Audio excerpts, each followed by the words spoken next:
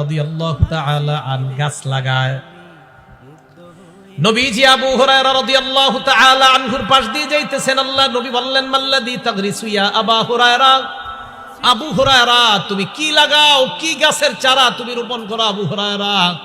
আবু হুরায়রা জবাব দেয়, গিরাসান লি ইয়া রাসূলুল্লাহ, হুজুর আমার নিজস্ব একটা গাছের চারা রোপণ করতেছি।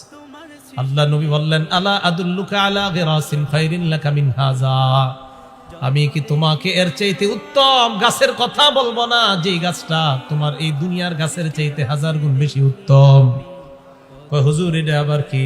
আল্লাহ নবী কয়, আবু হুরায়রা তুমি বলো। বলেন আপনারা সুবহানাল্লাহ, আলহামদুলিল্লাহ, লা ইলাহা ইল্লাল্লাহ,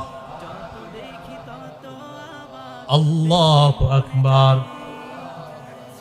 এই চারটা বাক্য বলার পর আল্লাহ নবী বললেন, আবু হুরায়রা তুগু রাসূলাকা বিকুল্লি ওয়াহিদাতিন শাজারাতুন ফিল জান্নাহ, এই যে চারটা বাক্য তুমি পাঠ করলা, তোমার এই চারটা কথার সাথে সাথে জান্নাতে চারটা গাছের চারা লাগানো হয়ে গেছে।